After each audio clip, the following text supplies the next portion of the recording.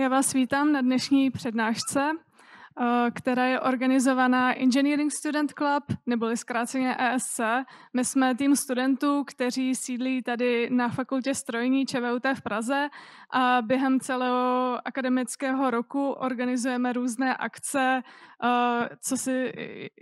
můžou to být takovéhle přednášky ve spolupráci s nějakými firmami nebo výzkumnými centry, dále nějaké soutěže, sportovní akce a taky například organizujeme v květnu festival. Takže kdyby vás zajímalo víc, tak určitě nás sledujte na Facebooku nebo na Instagramu. A jinak si myslím, že se můžeme přesunout k té dnešní akci, která se teda nazývá Z ČVUT do CERNu a je vedená tedy panem Pavlem Fialou a paní Terezou Veselou, takže asi můžeme přejít rovnou k tomu. Dobrý den, ahoj. My moc děkujeme klubu ESC za pozvání na dnešní přednášku. Přijeli jsme vlastně ze Ženevy, takže dneska, co se dozvíte dneska od nás, tak bude spoustu věcí. Nejprve vlastně pár slov o nás. Bych nejprve předal slovo Pavlovi, aby řekl vlastně, čemu se věnuje v současné době v CERNu. Dobrý den. Já v CERNu působím jako softwarový inženýr pro SCADA systémy. Jestli neznáte slovo SCADA, dozvíte se to v průběhu dnešního večera a snad i mnoho více. A já v současné době působím jako student. Studuju vlastně v současné době mezinárodní obchod na Vysoké škole ekonomické a v CERNu jsem na stáži v rámci HR oddělení a konkrétně Talent Acquisition. S tím, že jsem vlastně do CERNu přijela v červenci a budu tam vlastně na rok. Takže veškerou kandidátskou zkušenost a přesun do CERNu mám pořád živě v paměti a ráda pozdílím spoustu studentských radostí a strastí vlastně s vámi od studenta ke studentovi. A tady vlastně máte v krátkosti, co se dozvíte během dnešní přednášky. Takže první si vezme slovo Pavel, představí vám vlastně, jaká byla jeho cesta do CERNu. Představíme vám samozřejmě CERN jako takový, všechno, co děláme, čemu se věnujeme. Samozřejmě také projekty do budoucna, o kterých jste možná už slyšeli. A potom si vezmu slovo já a představím vám veškeré vlastně možnosti, jak se dostat do CERNu, ať už jako student, absolvent, na stav kontrakt, na dlouhodobý kontrakt. A samozřejmě potom taky ta mimopracovní zábavná část s tím, že ráda s vámi pozdílím studentský život v CERNu, trošku cestování a potom tipy a triky na závěr pro vás jako případné budoucí kandidáty, doufáme. Takže já bych předala slovo Pavlovi. Ještě jenom krátká poznámka. Vytvořili jsme dneska pro vás Slido, aby vlastně, když budete mít nějaké otázky během přednášky, tak nám je tam už můžete rovnou poslat. Naskenujte QR kód a potom vlastně můžete rovnou psát. Případně potom budeme mít slide ještě zduplikovaný na závěr, takže kdykoliv rádi odpovíme. A já předám slovo Pavlovi.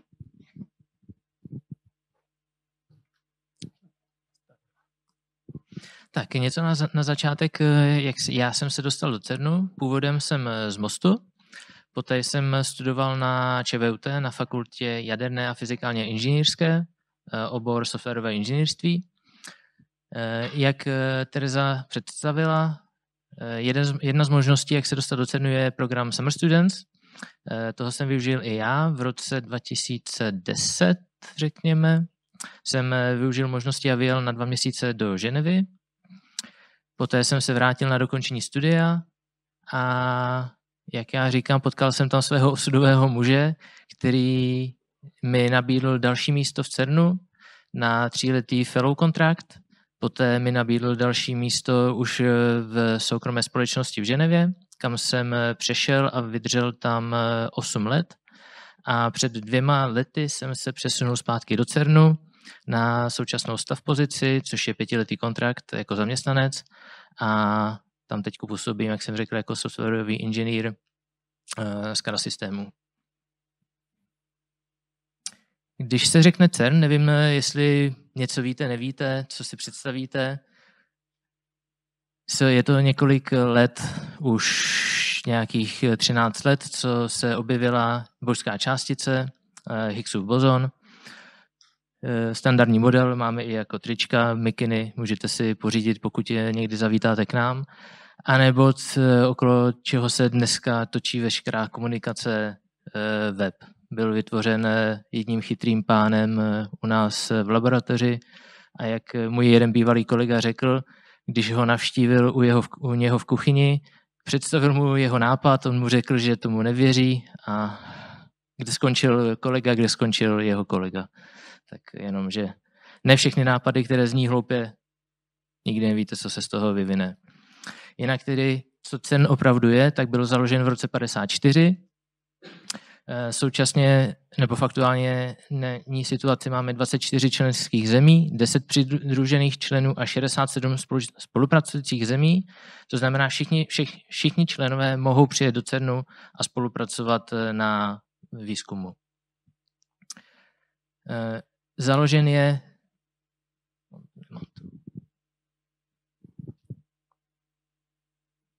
takto. Všichni řeknou Ženeva, ale realita je taková, že většina našich zařízení je ve Francii. Tady vidíte, vede hranice mezi Francií a Ženevou, kde malá část je ve Švýcarsku, naprostá většina leží ve Francii. Takový střípek.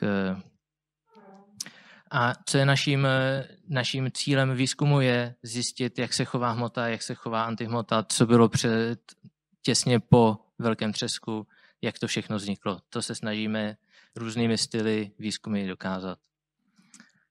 Kde asi znáte tuto rovnici, kde rychlost světla je konstantní, máme hmotnost, máme energii. My se snažíme dodat energii částicím, s kterými pracujeme, čímž jakože zvýšíme hmotu a potom děláme fyzikální výzkumy. Jsou dva typy, které provádíme. Jeden je takzvaný fixed target, kde máme většinou je to folie z nějakého materiálu, na kterou namíříme svazek částic a potom fyzici už zkoumají, co se stane následně, když tyto částice projdou a zkoumají své různé výzkumy. Druhý typ je, kde víceméně pošleme částice proti sobě, doufáme v to, že se střetnou a stane se nějaký zázrak, něco se vytvoří. Na toto máme soustavu urychlovačů, kde všechno začíná zde v takzvaném LINAC 4, což je lineární urychlovač. Já se omlouvám, občas mi vypadnou české názvy, tak mi to chvíli trvá, než si vzpomenu. Kde začínáme s malou lahví vodíku. Pomocí toho vezmeme atomy vodíku. V plazmě je přetvoříme na anionty, které v lineárním urychlovači urychlíme a pošleme je dál. Pošleme do takzvaného boostru, který je první kruhový urychlovač a v něm už jsme schopni dosáhnout rychlosti 87% rychlosti světla těchto částic. Následuje takzvaný PS, proton synchrotron, kde dosahujeme už 99,9% světla. Následuje SPS, kde dosahujeme 99,997% rychlosti světla. A potom následuje slavný urychlovač LHC, nejnovější, kde dosahujeme, já se omlouvám, já to nedokážu přečíst, ale dostáváme se hodně blízko rychlosti světla. Kde budu koukat tady na velkou obrazovku. Toto je celá posloupnost. V LHC je aktuálně velký výzkum, byl tam dokázán Higgsův bozon, ale různé experimenty jsou postupně na každém tomu urychlovači, jsou různé experimenty. Tady máme East Area, máme tu, se omlouvám, já to nemůžu najít teďko. Z boostru máme Izoldu, to je tady, tam probíhá výzkum většinou různých radikálů pro léčebné účely a tak dále. Z SPS máme tady Northaria, to je ve Francii, to je kousek od mé kanceláře, a potom máme samotný urychlovač látek, kde jsou 4 velké experimenty, které možná už jste o nich někdy slyšeli, a ti dokázali právě ten slavný Higgsův bozon. Co je LHC jako takové? Je to hodně dlouhý urychlovač, celkem má 27 km v průměru, v obvodu, a skládá se, když vidíte fotku, většinou vidíte fotku takovýchto modrých trubek, řekněme, což jsou ve skutečnosti magnety. Ty se skládají z vnějšího pláště, v kterém už je první stupeň vákua, potom následují různé rozvody elektřiny a signálů, následují magnety a uvnitř tady jsou 2 trubičky, cca, já nevím, 5 cm v průměru, v kterém máme druhý stupeň vákua a v těchto trubičkách nebo trubkách už žijí částice, které v urychlovači urychlujeme a využíváme k výzkumu. Jak jsem řekl, v obvodu má 27 km. Toto zařízení je, řekněme, 80 až 150 metrů pod zemí. Úroveň toho vákua je 10 až 10 na minus 11 milibaru, což je hodně, teď se nevzpomenu na hodnotu, ale je to pod úrovní okolního vesmíru. A dostat se na tuto hodnotu trvá cca 14 dnů příprav, kdy kontinuálně čerpáme atmosféru z těchto prostor urychlovače. Provozní teplota je 1,9 Kelvinu, což je opět méně než je okolní vesmír. A používá se dvoustupňové chlazení. Nejdřív používáme tekutý dusík na předchlazení a poté používáme tekuté helium, které se postupně dostane i do supratekutého stavu. A dosahujeme právě těchto nízkých teplot. Tato doba chlazení trvá nějakých 7 až 14 dnů. A když si spočtete tady ty 2 doby dohromady, tak jakýkoliv problém na zařízení znamená hodně dlouhou odstávku. Takže tyto systémy jsou celkem kritické a musí fungovat bezvadně nějakých 300 dnů v roce, kdy probíhá tento výzkum. Abychom toho docílili, tak tyto magnety jsou napájeny proudem až 12 000 A, což za mě, já nejsem elektrikář teda, to už jste asi poznali, už jsem několikrát zmiňoval, že dělám spíše software, ale je to za mě neskutečná hodnota a dokážeme dostat z těchto magnetů až 8,3 Tesla, což opět je naprosto neskutečné za mě, kde co chytré hlavy tam dokážou vytvořit. Jak jsem řekl, v tomto urychlovači máme svazek částic, kde každý svazek má 10 na 11 protonu a následují po sobě v prodlevě 25 nanosekund, což opět je za mě neskutečná hodnota, kde přesnost elektroniky, kterou potom používáme pro sledování a monitoring, tak je naprosto za mě šílená, tato hodnota. Tady mám pár fotek, kde z těch 27 km se řekne urychlovač, ale naprostá většina zařízení, která tam je, tak vlastně udržuje částice pouze na své trase, abychom je udrželi v rámci toho kruhu. A samotný urychlovač má nějakých, já nevím, 50 až 100 metrů. Na tomto úseku svazek částic dostane nějakou přidanou energii a zbytek toho kruhu je se pouze udržujeme částice na své dráze, abychom je nestratili, abychom je mohli použít ke kolizím a následně studovat, co se stane, pokud těch 10 na 11 protonů z jedné strany a z druhé strany pošleme je proti sobě a doufáme, že tam nastanou nějaké srážky. Pardon. Ještě jsem tu zapomněl, tady si můžete všimnout, protože tunel, že 27 km, jak se tam dopravovat některé zařízení, máme 8 vstupních bodů, což na 24 km celkem pořád vzdálenosti, takže tady můžete vidět, že jako dopravní prostředky se nám používá třeba normální kolo. Tak jako jezdit si 100 metrů pod zemí na kole do kruhu, proč ne? Na další fotce tady můžeme vidět, toto jsou testy pouze, takže nikdo nepřišel k úhoně, ale toto je test úniku helia, kde je několik bezpečnostních ventilů, které v případě poruchy uvolní uniklé helium a vznikne takzvaný heliový mrak. A všichni, kdo chodí do tunelu, tak mají záchranné zařízení, které dokáže vyrobit kyslík až na nějakých 30 minut doby, po kterou se pokusí dostat do unikového východu, ale co vím, tak toto byly pouze testy a nikdy se nic nestalo tohoto rázu. Samozřejmě bezpečnostní incidenty nastávají, z toho důvodu tam třeba máme soukromé hasiče, jak každá velká chemička v Čechách má podnikové hasiče, u nás taky máme podnikové hasiče, pokud se něco stane, jsou na to trénovaní a dokáží tam pomoct a dostat se celkem rozumně.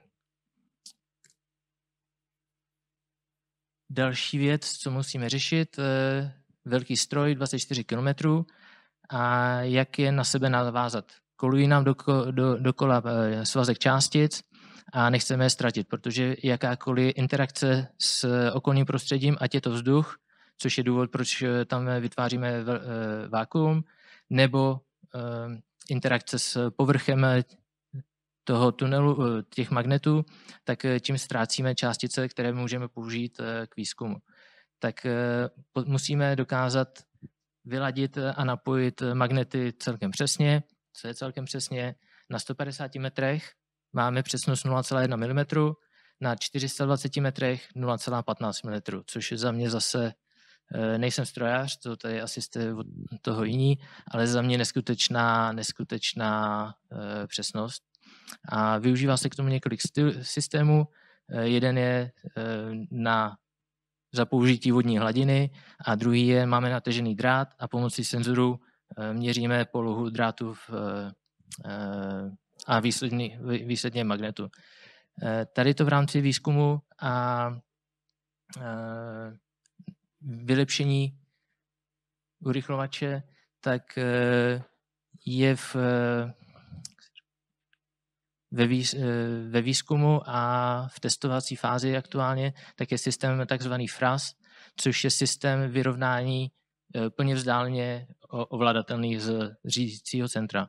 Protože aktuálně, pokud chcete tady používat vodní hladinu, tak někdo musí zařízení nainstalovat a operovat na místě, což zase dostat se na 24 km mašiny chvíli zabere. Toto je mimochodem jedna z obrazovek, na které jsem já spolupracoval. A toto je pouze testovací lavice, ale idea je taková, že potom v řídícím centru budou mít systém, pomocí kterého můžou monitorovat a případně ovlivnit, jak je vyrovnané zařízení. Pomocí, tady jsou takhle dole, jsou motorky, pomocí kterých dokáží vyrovnat jednotlivé úseky toho urychlovače a zařídit správné napojení. Když máme tedy vyrovnaný urychlovač, o co se snažíme? Jak jsem říkal, začneme s lahví vodíku. V sérii urychlovačů se dostaneme do fáze, že máme 99,991% rychlosti světla v urychlovači SPS, což je tato fáze. Pošleme všechny částice postupně do urychlovače LHC v krocích, to jsou tady ty schůdky, až naplníme celý okruh s rozestupem 25 nanosekund. A v této fázi začínáme urychlovat částice a svazek částic v LHC. A tady vidíme, že začínáme zvedat výkon magnetů, protože se zvyšující energií potřebujeme zvýšit magnetické pole, abychom je udrželi na kruhové dráze. Jakmile dosáhneme stabilní hodnoty, kterou fyzici očekávají a chtějí, Tady začne takzvaný Stable Beam Dump for Physics, kde postupně, jak se částice a svazky části sráží, samozřejmě přicházíme o nějaké množství a postupně, což vychází na nějakých 12 hodin třeba, se dostaneme do fáze, kdy už nemáme dostatek částic, abychom zajistili dostatečné množství kvalitních srážek, aby fyzici dokázali naměřit nějaká relevantní data, tak rozhodnou, už nemáme dostatek částic, raději pošleme svazek částic na takzvaný beam dump, naplníme LHC znovu, urychlíme a začneme na novo. Kde beam dump vidíme tady, v úzovkách jedná se o trubku naplněnou materiálem, ať je to beton, karbon, do kterého vyšleme svazek částic. Toto je zajímavé, protože všichni přirovnávají, že LHC kompletně naplněné LHC udržuje energii, která se rovná cca vlaku TGV o rychlosti 150 km v hodině. Nějaká taková suma, takže si dokážete představit, že pokud bychom to poslali prostě do zdi, vypálíme tam díru v úzovkách a zase nějací chytří pánové a dámy tam zkoumají, jak ten svazek poslat proti tomu bloku tak, abychom ten blok dokázali využít několik dalších let. Takže tam potom jsou různé operace, kdy ten svazek různě roztáčí, aby pokryli a využili celou plochu toho dumpu. Kde tady vidíte jednoho z robotů, který používáme na instalaci materiálu a monitoring. Když máme tedy beam v urychlovači, musíme zajistit, že má požadovanou kvalitu, jak jsem zmínil. Co to znamená? My potřebujeme, aby ty částice byly pohromadě, protože když jsou pohromadě, znamená, že je větší šance, aby byly dosažené podmínky k tomu, aby byly kvalitní srážky a produkovaly nějaké zajímavé data. Tak jedna z možností je, my musíme zajistit, že víme, kde se ten svazek nachází, kudy prochází, jakou má intenzitu, což znamená, kolik částic tam vlastně proudí a jestli je nestrácíme cestou někde. Takzvaný wire scanner, což je, zase strojaři prominou, za mě je to mechanická ruka s nataženým drátkem, já nevím, jestli je to tady vidět, ale tady je hodně slaboučký drátek, který rychle proskenuje celou oblast beamu, kde zase ono za 25 nanosekund, což je rozmezí mezi beamy, to nestihneme, ale dělá se nějaká interpolace potom, aby jsme věděli, která část toho svazku jak plus minus vypadá. A toto je trošku invazivní, protože já jsem řekl, že nechceme interakci s okolím, ale v momentě, kdy pošleme kousek drátu skrz svazek, nějaká interakce tam bude a ztrácíme nějaký podíl částic, ale je to zatím jedna z mála metod, jakou jsou schopní měřit v podstatě tvar toho beamu. Další možnost je optická, na tom dělá jeden kolega, ale zatím není nainstalovaná, takže používají jak tedy ten wire scanner nebo mřížku, jednoduchou mřížku z drátu a podle toho oni dokáží změřit, v jakém prostoru, v jaké pozici v rámci toho urychlovače se daný svazek pohybuje a dokáží ho ovlivnit, aby byl ve středu tak, aby nekolidoval s okraji urychlovače. Intenzitu potom měří zase svazek částic, jsou to protony. V momentě, jak obíhají, nainstalují zařízení, které jak proletí svazek částic, tam se naindikuje proud a oni jsou schopni z toho odvodit, jaké množství částic tam koluje. A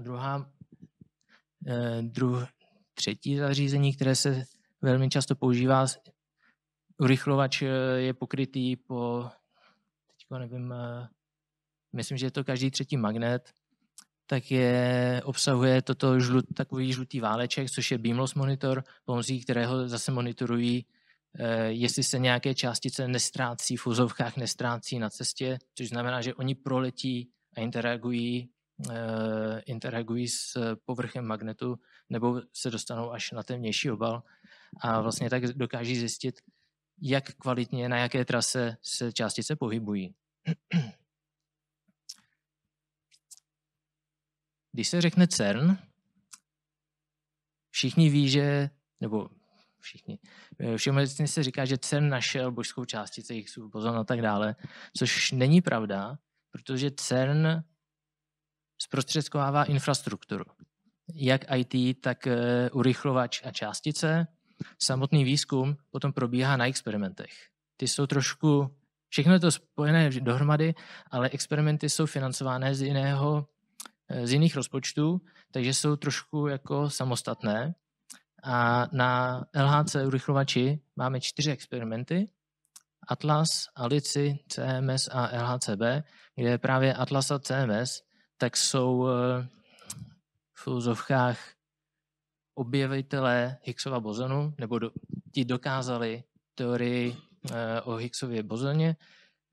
ALICI a LHCb jsou potom specializované experimenty, ale já se do té fyziky raději nebudu moc pouštět, protože byste celkem rychle zjistili, že o tom, ne, že bych o tom až tak neviděl, ale spíše takové základní teorie, a pokud je tady někdo z jaderky, tak by mě hezky v tom vykoupal. Tady jenom pro příklad, o co se experimenty snaží. Já jsem říkal, máme jeden svazek části v jednom směru, druhý svazek v druhém směru. V experimentech je crosspoint, kde dochází k srážkám. Experimenty, když se tady podíváte, tak vidíte mnoho vrstev, což jsou v podstatě různé vrstvy detektorů, které měří pohyb částic a energii, jak prochází daným zařízením. A když to jako shrnu a hodně zjednoduším, tak se jedná o tak v uvozovkách 3D kamery, které sledují pohyb jeden svazek, druhý svazek, dojde k nějaké interakci, někde něco letí směrem ven a oni to dokáží zaznamenat. Pro představu, kolik toho je v Atlasu, ale srážky dělají nějakých 40 MHz, 40 milionů srážek za sekundu a toto vyprodukuje 60 terabajtů dat za sekundu, což je strašné množství. Jako máme hodně počítačů, ale nejsme schopni toto zpracovat, takže oni potom používají systém takzvaných triggerů, které jsou 2 úrovně, jedna je hardwarová, jedna je softwarová a oni potřebují získat tady z toho množství dat, potřebují získat k následné analýze pouze ty události, kde v úzovkách hrozí, že je něco zajímavého. Oni to pořád neví, ale potřebují vyfiltrovat alespoň na základě nějakých analýz ty zajímavé události. Co znamená, že hardware v době 2,5 mikrosekundy musí zanalyzovat přicházející události a rozhodnout, ano, toto bereme, toto nebereme, jdeme dál. Kde výsledkem na této úrovni je pořád 100 000 událostí za sekundu, což je velké množství dat. Proto nastává takzvaný software trigger, kde v případě Atlasu se jedná o farmu 40 000 procesorových jader, což je zase jako neuvěřitelné množství výpočetního výkonu. A tam už jsou trošku jako milejší, na každou analýzu mají až 200 mikrosekund, což zase je to celkem rychle. A výsledkem tohoto je 1000 událostí, o kterých oni pořád moc neví, ale už je trošku šance, že obsahují zajímavá data. Tato data jsou uložená následně v takzvaném LHC gridu, kde část je i tady na Akademii věd v Praze. Na RUTu byl článek, že CESNET navýšil konektivitu na 400 gigabitů za sekundu, nějaká taková suma. Takže část dat je tady v Praze, část dat je u nás, v Americe, po Evropě různě to distribuované a dochází následně k offline analýzám. Tato data jsou veřejná, takže kdokoliv má přístup k ní, může si pustit svoji analýzu, ale je to mimo můj úroveň, já ji určitě pouštět nebudu a zase to množství dat, který tam je je celkem velké, takže už je potřeba nějaký výpočetní grid. A pokud máte zájem, můžete se na ně podívat a zažádat si o přístup na výpočetní. Jestli máte v Ostravě, vím, že nějaký super počítač, nevím, jestli má ČVUT, můžete vyzkoušet případně. Na začátku, ne na začátku, ale předem už jsem ukázal jednoho robota, kterého používáme. Tak tady máme soustavu jiných. Zde pro ukázku, protože pohybujeme se v radiačním prostředí, takže v momentě, kdy vyneseme nějakou součástku z tunelu, nemůžou k ní okamžitě přijít lidé a na nějaký zkoumat. Takže v tomto případě vidíme, že jeden z robotů rozebírá a zkoumá jednu část urychlovače, kde nevím, co se tam přesně pokazilo, ale pro ilustraci, v jaké oblasti se pohybujeme a jaké problémy se musí řešit. Tady potom vidíme další dva. Tady je takzvaný RoboPes, který slouží k monitoringu úrovně radiace v prostorech, ať je to urychlovač nebo v prostoru experimentu, protože zase nemůžeme pustit člověka do prostoru, o kterých nevíme, jestli jsou bezpečné nebo ne. Tady vidíme simulaci zásahu v tunelu, kde se pokouší najít nehybnou oběť za pomoci pouze robota. Nedávno před měsícem u nás byla přednáška o tom, že dokáží pouze z pohledu kamerou měřit tep a frekvenci dýchání, což zase je to celkem zajímavé a co jsem viděl výsledky, tak byly celkem přesné, když to porovnal třeba s nějaký sportovní hodinky na ruce, tak byly víceméně plus minus, já nevím, řeknu 1%, což jenom z pohledu na kameře dokážete změřit tepovou frekvenci. Za mě celkem jako zajímavá technologie a dochází tam k výzkumu ve spolupráci se zdravotnictvím v Lille, ve Francii, v Lille, v nemocnici. Tak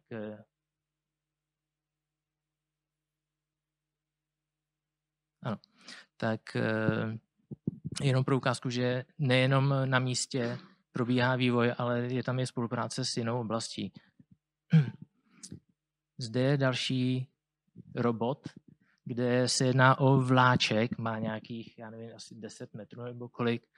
V rámci celého tunelu je na stropě umístěná kolejnice a tady na začátku a na konci vlaku je kamera, zbytek je víceméně pohon a baterie a v momentě, kdy je nějaký problém, tak oni tam pustí tady ten vláček a zjistí, kde plus minus je nějaký problém a co to přesně je, než tam vyšlo člověka, protože trvá nějakou dobu, než ta oblast je radiačně způsobila ke vstupu člověka. Tak jednoduše je tam pustit nějaké zařízení, které potom může vychladnout někde bokem. A když mluvíme o robotech, toto není teda náš robot, tohle je komerční zařízení. Nevím, jestli poznáte, co na fotce je. A vy jste asi už mladší ročník, tak to možná nepoznáte. Jedná se o páskové úložiště, kde máme robota, který dle požadavků uživatelů tak z úložiště vezme pásku, dá ji do mechaniky, probíhá čtení nebo zápis souboru. Tak i takovéto technologie se u nás používají. Může to být úsměvné, ale ve výsledku je to jedna z nejlevnějších technologií úložiště. Tak přejdu k IT, protože tu už se blížíme oblasti, v které se cítím mnohem pohodlněji, než je fyzika a elektronika. Tak v rámci IT jeden z úkolů této přednášky má být zbořit mýty o tom, že v CERNu jsou pouze fyzici. Jak jste viděli, máme tam vysokou přesnost mechanického zpracování, strašné množství elektroniky, všechno je to vývoj v rámci CERNu. Samozřejmě koupíme nějaké součástky elektroniky, ale potom výsledné produkty jsou vyvinuté v CERNu. A IT je jedno z celkem velkých oddělení taktéž, protože jenom když se podíváme tady na pár čísel, 77 000 přípojek do sítě, 5 000 Wi-Fi access pointů a 300 000 síťových zařízení připojené do sítě, to už dokáže vyprodukovat nějaké množství dat a samozřejmě to sebou potom nese problémy management síťový, bezpečnost, oddělení sítí a tak dále. V rámci CERNu máme 2 datacentra. Jedno je na švýcarské straně, druhé je na francouzské straně. Je tam nějaká redundance a jenom pro představu, asi znáte Dropbox a podobné služby. U nás máme takzvaný CERNbox, který běží na vlastní technologii a jedná se o 40 petabajtové úložiště.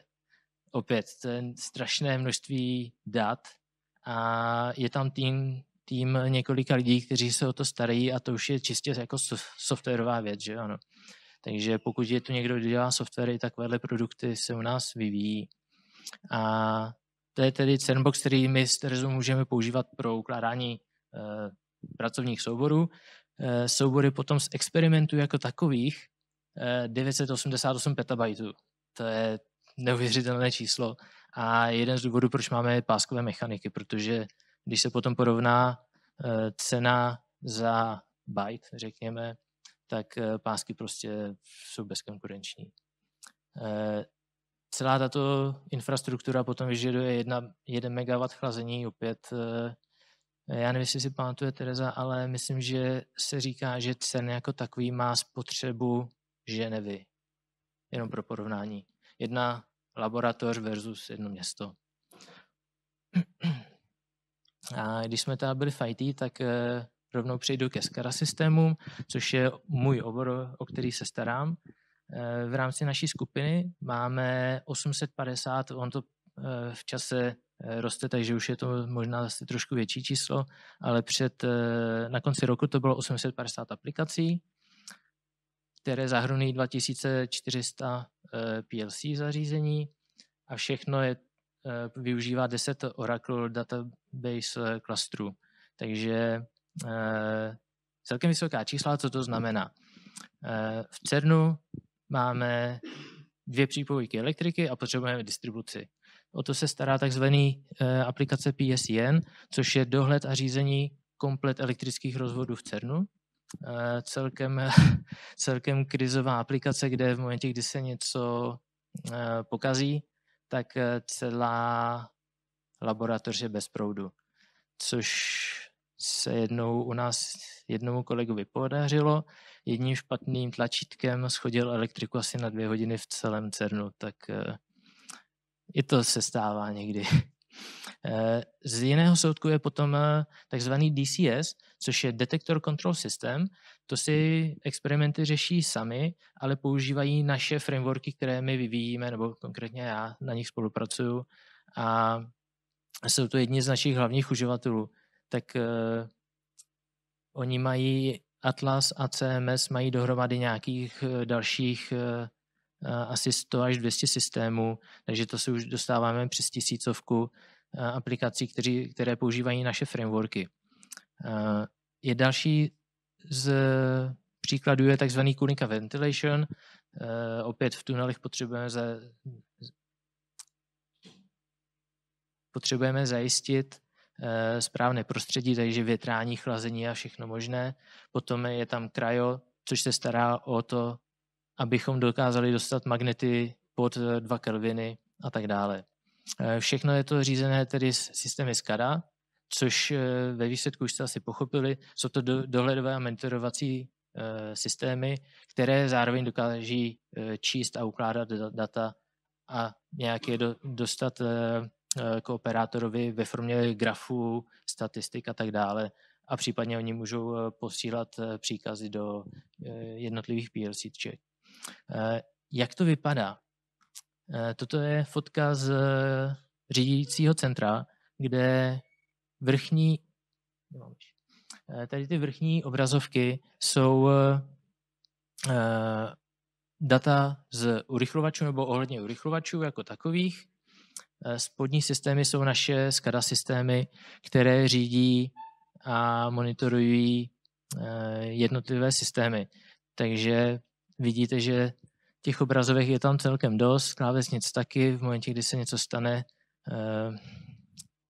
jsou tam potom problémy, kde, kdo, co a nechcete v noci dostat telefonát o tom, že někde něco vypadlo, tak opět kontrol řízení, řídící centrum 24 hodin denně, všechno musí fungovat. Z jiného soudku je potom tato fotka, nebo on je to snímek obrazovky, kde, já nevím, jestli to Tereza pokryje, v rámci CERNu máme takzvané Science Gateway, což je rok a půl staré návštěvnické centrum, kde můžete přijít, jsou tam různé ukázky technologií, interaktivní výstava. Toto je jedno ze zařízení, takzvané ELISA, což je malý, má to 1,5 až 2 metry urychlovač lineární, který slouží k výzkumu povrchu materiálu. Jako příklad máte obraz, potřebujete zjistit, jak je starý, je pravý, není pravý, tak toto je jedno ze zařízení, které říkají, je relativně kompaktní. Ono je to celkem velké zařízení, kde zde je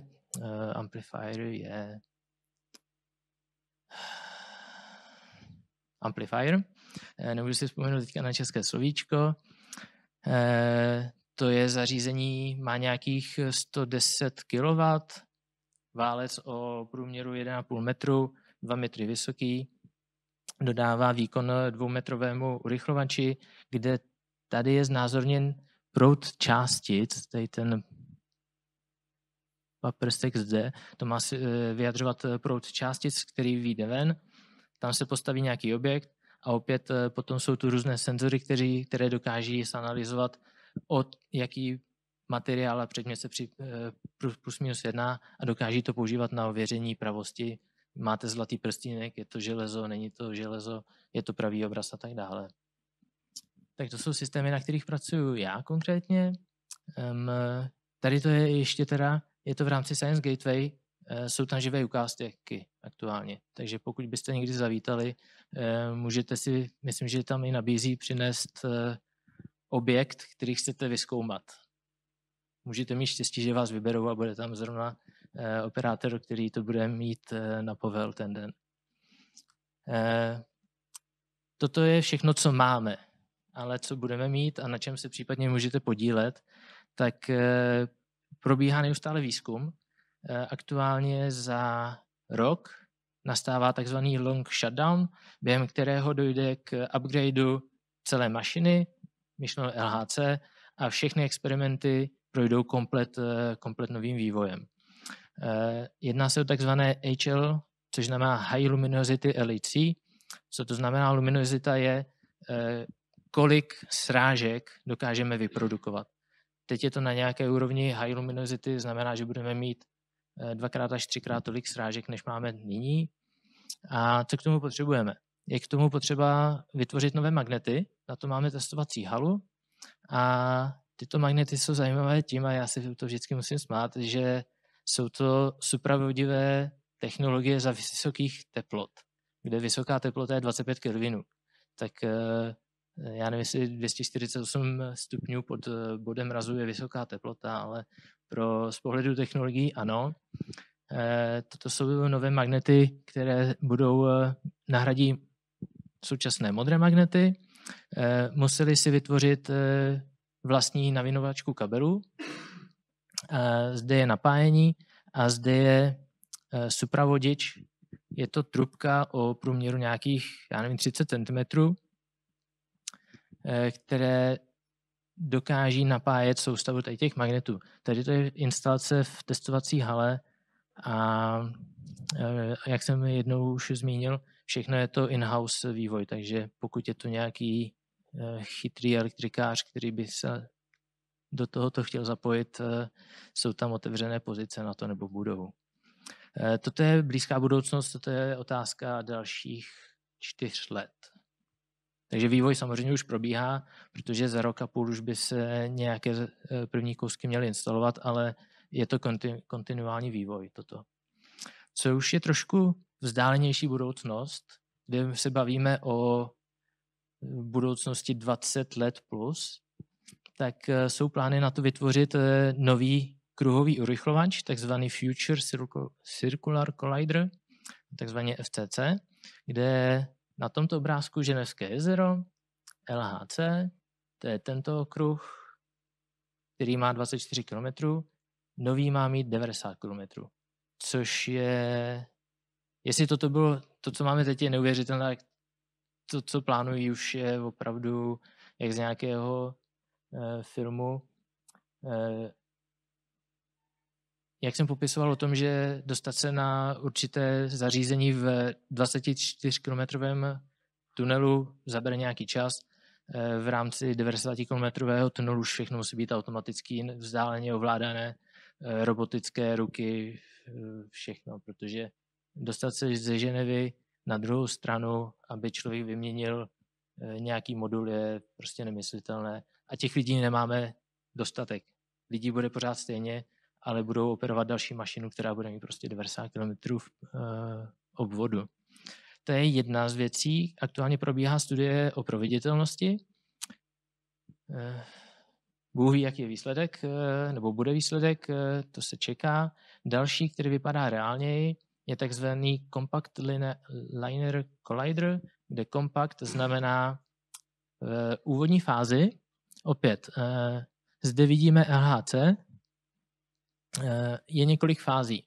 Růžová, zelená, modrá, zpočátku 11-kilometrový urychlovač, poté 29, poté 50. Opět bavíme se o 10 plus let, ale vývoj musíme být připraveni, takže vývoj technologií už probíhá teď a čeká se na schválení, jaká je vlastně evropská strategie pro výzkum, jestli se půjde formou kruhových urychlovačů, lineárních urychlovačů. To už je na chytrých hlavách někde tady v komisích. Už je tady čas pro Terezu, která vám potom řekne o tom, jaké možnosti máte, pokud se chcete podívat do CERNu, ať jako návštěvník, zaměstnanec, student.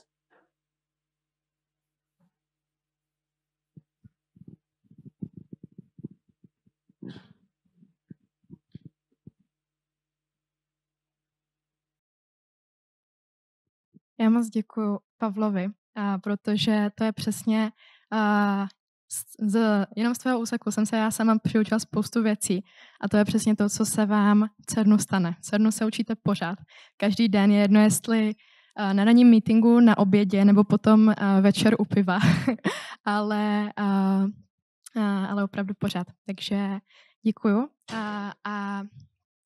Já bych se tedy teďka přesunula k vlastně tomu, co vy jako studenti, absolventi můžete dělat v CERNu.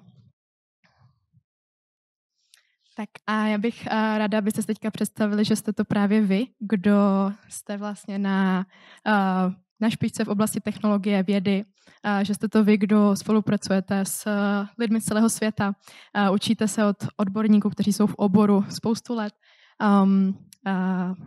využíváte vlastně spoustu výhod, které život v CERNu a mimo CERN přináší.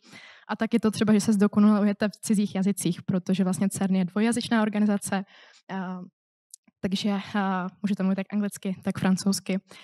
Potom se samozřejmě dostanu k dalším věcem. A to je právě to, co načal už Pavel, protože v CERNu vlastně ve skutečnosti je jenom pouze 3% opravdu fyziků.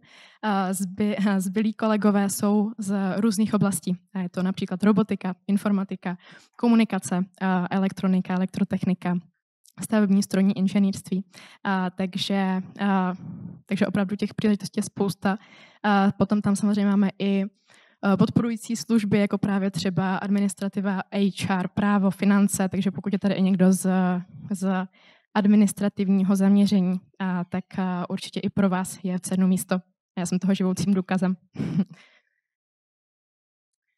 A my vždycky říkáme, že vlastně v CERNu je pro vás místo úplně v jakékoliv fázi vaší kariéry. Takže do CERNu se můžete dostat jako student, jako to bylo třeba u Pavla, jako je tomu u mě, v rámci technických administrativních stáží, v rámci doktorandských stáží, případně pokud hledáte něco krátkodobějšího, tak přijďte na léto, na 1 měsíc, 2 měsíce. I to je u nás možnost.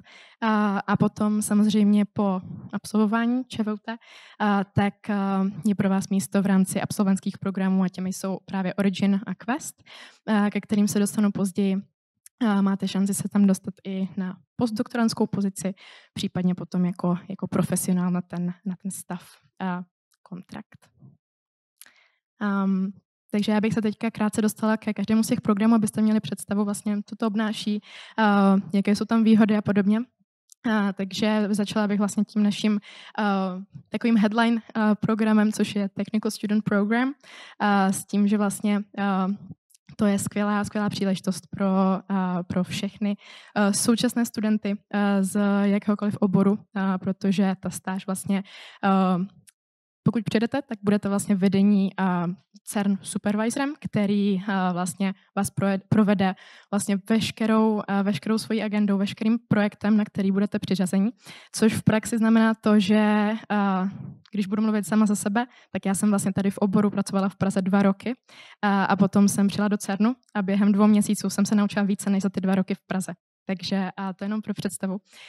S tím, že samozřejmě se s tím pojí spoustu benefitů. CERN jako takový vás určitě nenechá na holičkách, co se týče financí. Vlastně je tam více než dostatečné stipendium kolem 3,5 tisíce švýcarských franků, z čehož bohatě pokryjete nejenom ten základní život, ale i veškeré cestování, lyžování, všechny ty aktivity, které ten region samozřejmě nabízí. Je tam potom i příspěvek na cestovné, což znamená, že CERN vám proplatí letenku, jízdenku tady z Česka a potom zase, když se budete vracet zpátky. Máte tam i komplexní zdravotní pojištění, takže CERN i redukuje jakoby tu administrativu, kterou je případně potřeba řešit. A potom samozřejmě je tam i dovolená, což vlastně, když byste přijeli na rok k nám, což je vlastně maximální délka toho programu, tak to vychází na 6 týdnů ročně, plus tam máme ještě 2 týdny přes Vánoce, kdy vlastně CERN je úplně uzavřený.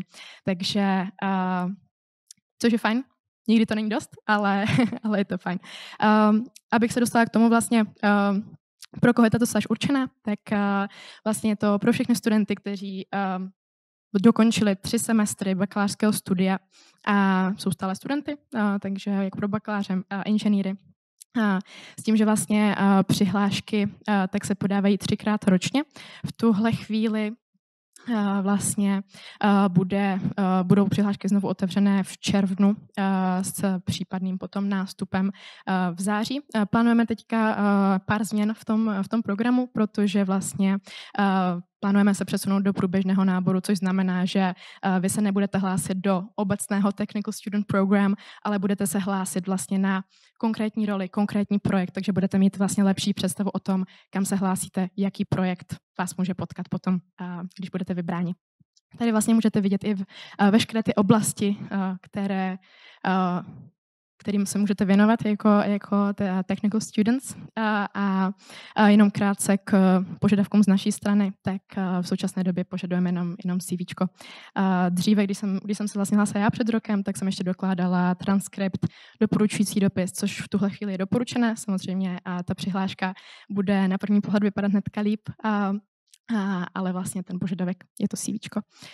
A není tam žádný limit, takže pokud vás zajímá více oborů, tak se neváhejte přihlásit na více těch oblastí, protože neznamená to, že když studujete jeden obor, že si nemůžete sáhnout k druhému oboru, protože přesně o tom ten program je. CERN opravdu jednou vlastně z misí CERNu je vlastně učit budoucí vlastně STEM studenty a absolventy a podobně.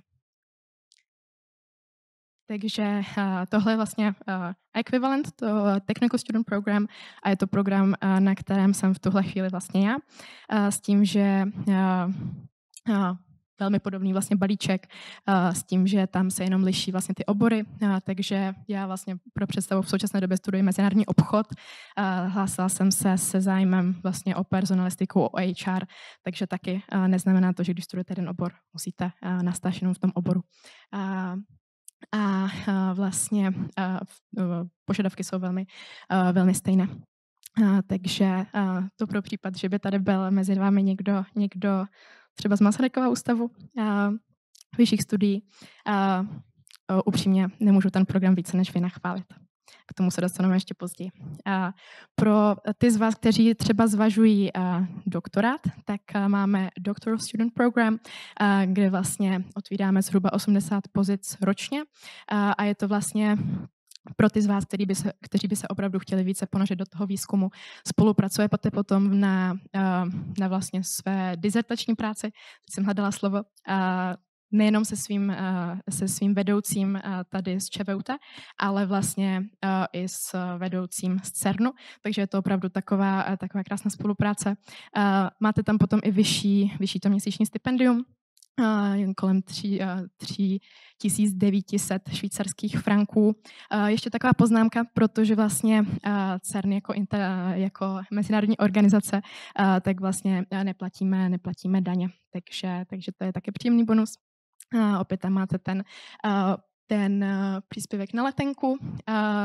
Ještě jsem zapomněla zmínit, kdyby právě tady byl i někdo, kdo by právě do CERNu vlastně jel s partnerem, tak tam je potom taky příspěvek zhruba 500 franků, což je taky příjemné.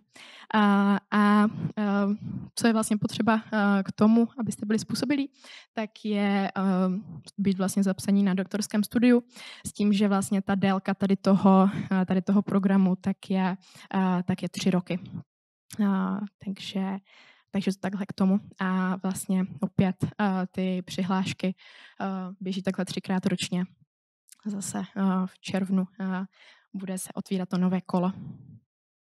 Tak, zmiňovala jsem, že můžete do CERNu i na kratší dobu a to je právě krásná ukázka, je Summer Student Program, což je vlastně, když jsem zmiňovala, že přijedete na projekt, který vede ten CERN Supervisor, tak tohle je vlastně projekt, na který jsem přijela já pomoct, takže abych se dostala k tomu, co Summer Student Program obnáší.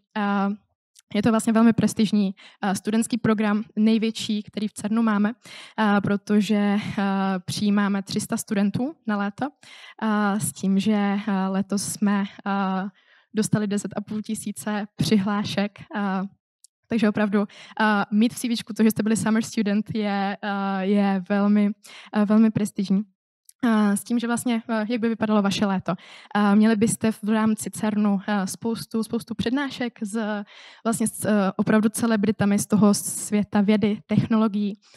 Měli byste příležitost zúčastnit se spoustu workshopů, návštěv právě CERN infrastruktury, takže právě Atlas, datové centrum, první akcelerátor CERNu a podobně. Vlastně během léta byste vypracovávali svůj vlastní takový kratší projekt, který potom bude i publikovaný vlastně na dokumentovém serveru CERNu a bude veřejně dostupný pod vaším jménem.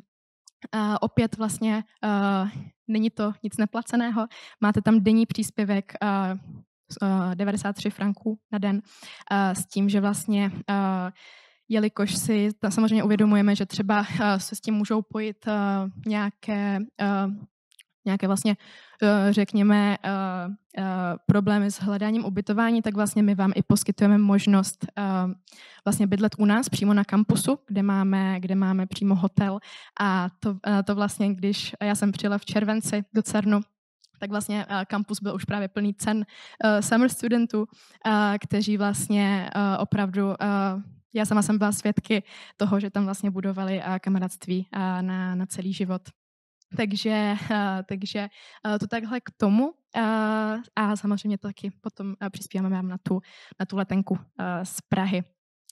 A tady vlastně k tomu, abyste se mohli přihlásit, tak musíte mít splněné 3 roky prezenčního studia na vysoké škole vlastně v relevantním oboru. Takže tak zůstáváte s námi 8 až 13 týdnů právě v létě, takže nemusíte se strachovat o školu, o semestr. S tím, že vlastně to období pro přihlášky, tak budeme je otvírat zase v listopadu. A jinak ještě k tomu Summer Student programu je to, nevím, jestli někdo z vás byl právě třeba takhle na Erasmu, na studijním výjezdu, ale je to vlastně velmi podobná zkušenost. A my vlastně v našem Summer Student Officeu tak vlastně i studentům půjčujeme vybavení stany, karimatky a všechno. A vlastně oni třeba během těch 8 týdnů opravdu procestují celé Švýcarsko. Celou vlastně Lyon, Annecy a podobně. Takže skvělý program. A potom ještě z těch krátkodobých studentských šancí, tak je náš short-term internship, krátkodobá stáž, s tím, že vlastně je to vlastně jak pro studenty techniky, vědy, tak i právě administrativy. S tím, že tam vlastně byste s námi byli 1 až 6 měsíců, takže velmi flexibilní. Není tam žádný deadline, který byste museli držet v hlavě. Vlastně jedinou podmínkou je být zapsaní jako student. Tak. To jsme vyčerpali teďka studentské pozice a přesouváme se k těm absolventským. Takže pokud se někdo blíží ke konci svého studia, tak teďka je vaše šance. Máme vlastně 2 absolventské programy. Prvním z nich je Origin pro vlastně úplně čerstvé absolventy, takže pokud jste vlastně čerstvě ze školy, máte ukončené vlastně od všeobecného středoškolského vzdělání až po to magisterské a máte maximálně 2 roky zkušenosti z oboru, tak jste vlastně způsobilí pro tenhle program s tím, že vlastně většinou k nám přijíždíte na 2 roky a vlastně pozice přímo konkrétní jsou vypsané na našem webu, s tím, že potom, když byste se stavili potom u nás pro nějaký suvenýr, letáček a podobně, tak se spolu můžeme přímo i podívat, co máme teďka konkrétně vypsané. A abych přiblížila vlastně, o co jde, tak vlastně jste plnohodnotní členové týmu, jste vlastně, učíte se přímo vlastně, my vždycky říkáme, že je takový jako opravdu kickstart of the career. A abych se dostala ke stipendiu, nebo vlastně k té finanční odměně, tak tam se to pohybuje od 4,5 tisíce franků až do nějakých 5700 švýcarských franků. Jste vlastně zase kompletně zajištění od nás, co se týče zdravotního pojištění, penzijního fondu a opět dovolená, to všechno platí 6 týdnů plus 2 vánoční. Takže takhle k tomu. A Pavel teďka pro vás má jednu velmi, velmi konkrétní právě origin pozici, kterou vám teďka rád představí. Tato pozice původně byla otevřená a nenašli jsme vhodného kandidáta, takže během následujících 2-3 týdnů to bude na webu znovu. Jedná se o SCADA Engineer, kde systém, který používáme, tak se jmenuje Vinci COA, což je software, který nebo aktuálně patří pod Siemens, je vyvíjen v Rakousku kousek od Vídně a tato technologie se používá na všech SCADA systémech v CERNu.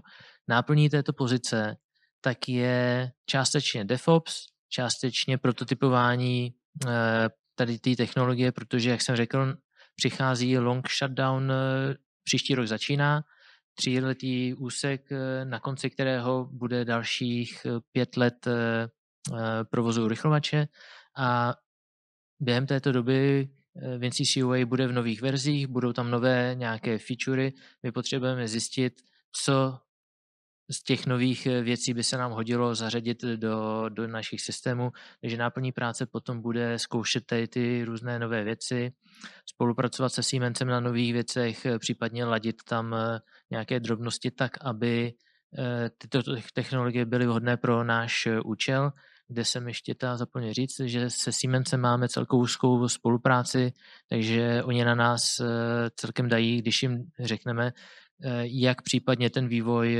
směřovat. Jak jsem řekl, je to částečně DevOps, částečně takový nějaký výzkum nebo testování technologie, kde bychom požadovali, aby člověk uměl s Linuxem ideálně nějaký Red Hat distro, nějaký software, vývoj. Samozřejmě víme, že nebo je to po škole, takže neočekáváme jako úplně samostatný vývoj velkého celku, je to spolupráce v týmu, ale nějaké zkušenosti tam jsou požadované. Tady to všechno tu mám tu papír, takže vám případně můžu dát konkrétní dlouhý popis, jak to tam je. Nevím, jak moc tady jste strojaři, elektrikáři nebo spíš jako software ajťáci. Můžu vám dát jeden dokument, který zhodnotíte, můžete se přihlásit. Jeden z důvodů, proč jsme tady, je, že Česká republika má nedostatek lidí, protože počet lidí v CERNu by měl být poměrově stejný, jako je příspěvek České republiky do rozpočtu organizace. Aktuálně jsme nějaký podstav, tak kdybyste měli zájem, máte celkem nejenom tuto pozici, ale máte reálnou větší šanci projít sítem našich kolegů z HR. Děkuji moc.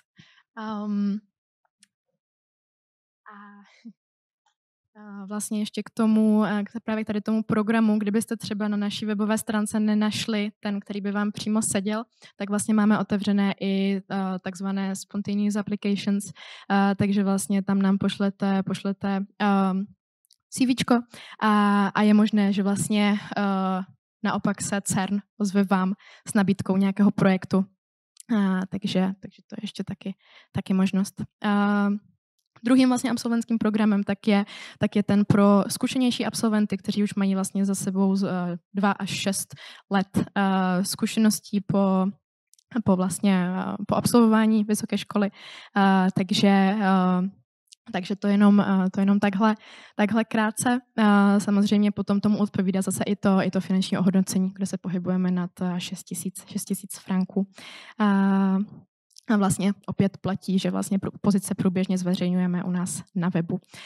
Vlastně potom s vámi i nasdílíme takzvanou naší talent komunitu, kde vlastně vy, když nám dáte vlastně svoje CVčko, tak vlastně nemusíte průběžně procházet náš web, ale my vám vlastně budeme posílat ty relevantní nabídky. Nebojte, spamovat nebudeme.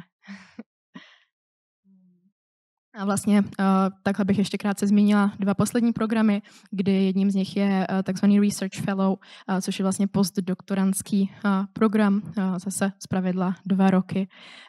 2 roky u nás v CERNu a vlastně tam otvíráme zhruba 40 pozic ročně. A posledním tak je vlastně stav profesionál. My tomu říkáme s tím, že vlastně člověk, a to vlastně teďka sdílím zkušenost kolegy přímo od nás z týmu, vlastně je mu 25 let, vlastně jsme stejně staří a on vlastně teďka u nás začal jako stav, takže opravdu všechno je možné a nemusíte jít tím jako kdyby s klasickým jako kdyby pořadím, dejme tomu, jak jsem to tady teďka nastínila, ale můžete to úplně přeskočit a jít rovnou na stav. Takže takhle k tomu.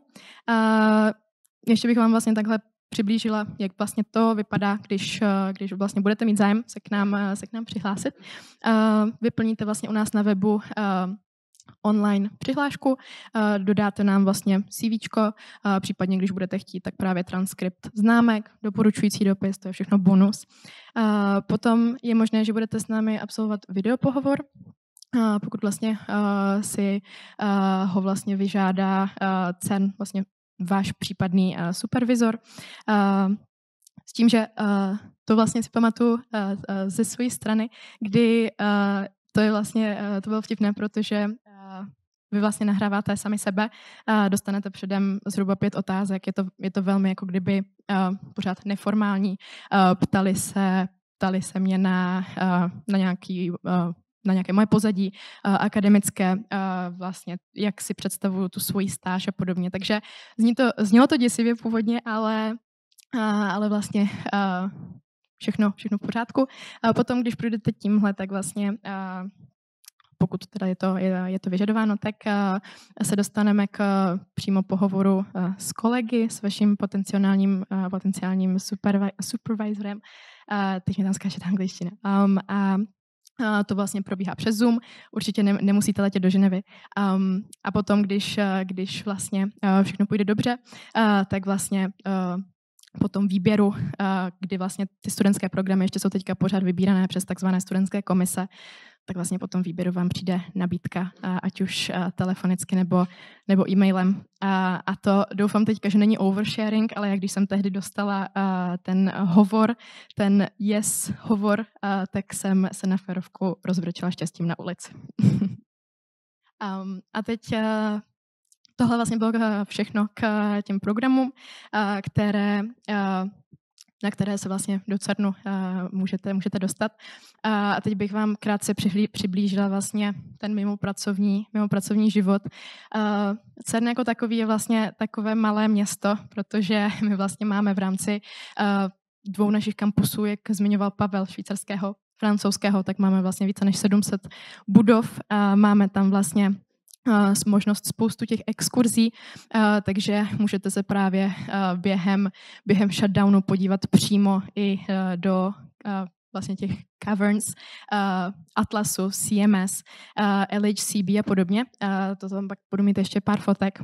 Máme vlastně v rámci CERNu i poštu, cestovní kancelář, banku, knihovnu. Máme vlastně přístup ke 3 restauracím, to jenom potom, jak jsem zmiňovala, že nikdy nevíte, koho potkáte u toho piva, tak právě tak to vždycky probíhá v R1, v té první restauraci naší. Můžete si u nás půjčit i kolo. Máme vlastně bezplatné parkování v celém areálu. A potom ještě, abych se zmínila k tomu, jak vlastně jednoduché je v CERNu poznat lidi, protože vlastně my vždycky říkáme, že to je youngest workplace you can ever work in, což vlastně můžu potvrdit, protože v CERNu je spoustu studentů, spoustu absolventů, takže opravdu máme silnou WhatsAppovou komunitu, takže vlastně ještě než se třeba přestěhujete do Ženevy, tak vlastně je možné, že už tam budete znát spoustu lidí přes WhatsApp, což vlastně byl i můj případ. A potom vlastně jakoukoliv aktivitu si dokážete představit, sportovní, nějakou hudební, tak vlastně my na to v CERNu máme klub, takže moje kolegyně chodí v pátek vždycky na zumbu, kolega se teďka přihlásil do sailing klubu a podobně, takže opravdu cokoliv vás napadne, tak jedním z těch největších je vlastně asi náš lyžařský klub, což je vlastně teďka úplně na vrcholu a potom vlastně ti organizují třeba právě každovíkendové výjezdy do francouzských hor, do švýcarských hor, takže to jenom k tomu. A tady ještě, aby to mělo nějaký osobní touch, tak vlastně z toho mimo pracovního života tak opravdu nudit se nebudete, protože já mám pocit, že jsem tam na rok, ale že za ten rok absolutně nemám šanci stihnout všechno, co bych stihnout chtěla. Takže od památek, objevování Ženevy, tady vidíte vlastně, tady ta fotka je z Ženevské katedrály, kde máte výhled přímo na fontánu v Ženevě. Od poznávání švýcarské francouzské kultury, z fondů, raklet, všechny tady ty dobroty, tak to je na každotýdenní bázi. Samozřejmě pokud jste milovníci turistiky, lyžování, tak vlastně tady úplně vpravo, tak můžete vidět, byli jsme 3 týdny zpátky s kamarády z Erasmu na vlastně nejvyšším místě v Evropě, kam se můžete dostat jako člověk, pokud nejste teda horolezec a opravdu nepolezete na Mont Blanc, ale vlastně tady to je focené ve 3800 metrech nad mořem a měli jsme vlastně krásný výhled na Mont Blanc a na celé švýcarské Alpy. A potom v létě, tak to jsou zase francouzské Alpy.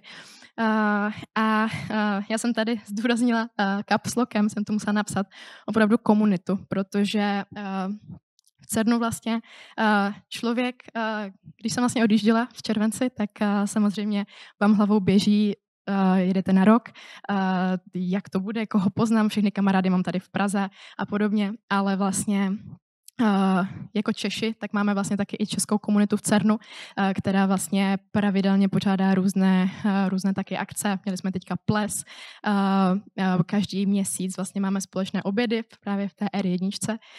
Často zmiňuji R1, ale vlastně takže to určitě češtinu taky nezapomenete.